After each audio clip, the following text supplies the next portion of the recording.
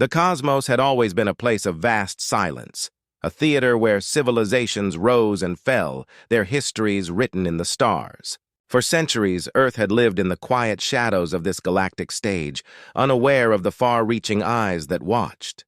But all that changed when the aliens arrived, an advanced, powerful race whose intentions were far from benign. It started innocently enough. In the year 2142, humanity's first signals into deep space were answered. A series of strange transmissions from a distant star system caught the attention of Earth's brightest minds.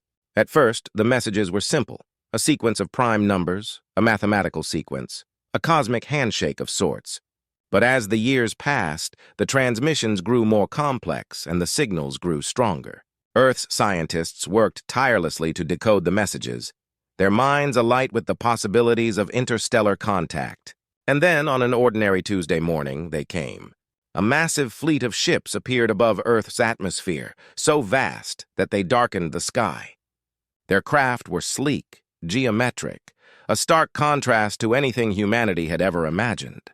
They hailed Earth, their voice echoing across every frequency and spectrum, demanding humanity's submission. "We are the Srok," the voice boomed in every language, a race that has conquered hundreds of worlds. "Your species will serve us or be destroyed." Panic erupted across the planet.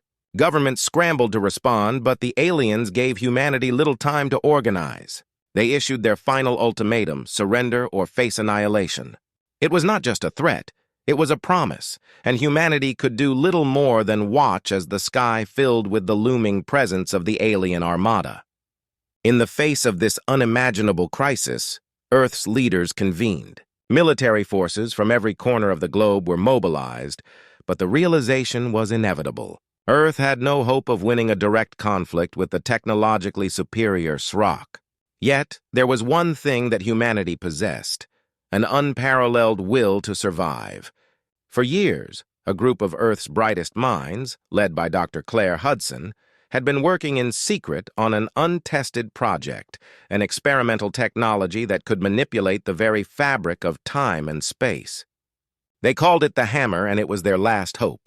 Designed as a defense mechanism, the device could theoretically erase an entire fleet from existence, but it was untested, unproven, and relied on principles that even the scientists didn't fully understand. As Earth's defenses fell to the overwhelming power of the Srok, humanity was left with no choice but to activate the Hammer. They had to act fast, for the alien fleet was moving into position to launch their assault. If they waited any longer, it would be too late. The world's leaders gave the order. Deep beneath the surface of the Earth, in a hidden underground facility, Dr. Hudson and her team initiated the countdown. The device, powered by the vast energy of the planet itself, began to hum with incredible power. Its core glowed with a blinding intensity as the machinery hummed to life. 10 seconds, Dr. Hudson whispered to herself. "Please let this work." At that moment, the skies above Earth erupted with flashes of blinding light. The Srok had begun their assault. Cities were leveled in a matter of moments, and Earth's defenses, though valiant, were simply no match for the alien firepower. But as the alien fleet closed in, the Hammer reached its final threshold.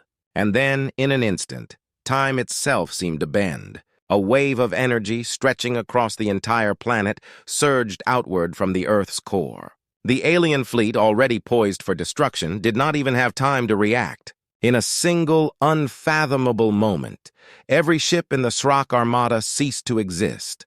No explosion, no debris, just nothingness. The fleet, once the most formidable force in the galaxy, had been erased from existence in the blink of an eye. Back on Earth, a stunned silence followed. The skies, which had been filled with the ominous presence of the alien armada, were now eerily clear. There was no trace left of the Srok, no debris floating in orbit, no signals from their ships. The very fabric of reality itself had been warped to erase their presence, as though they had never existed at all. Humanity stood at the precipice of extinction, but in one act of defiance they had not only survived, they had conquered. The Hammer had worked, but its consequences were still unclear. The Srok were gone, but what had they unleashed? What had they done to the very fabric of time and space? Across the planet, celebrations erupted. The immediate threat had been eradicated, but the victory was bittersweet. The cost of the war had been immeasurable. Cities lay in ruin, millions of lives had been lost, and the true scope of the damage was yet to be fully understood.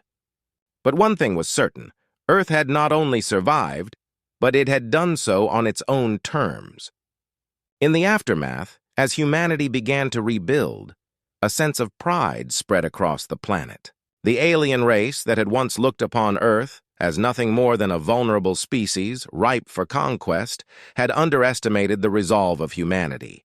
They had thought Earth was weak, that the humans would bow to their might. But in the end, it was the Srok who had learned a hard lesson: never underestimate a species with everything to lose. As for the hammer, it remained a mystery. Some theorized that the technology was far beyond human understanding, that it could never be replicated. Others believed that humanity had just scratched the surface of what was possible.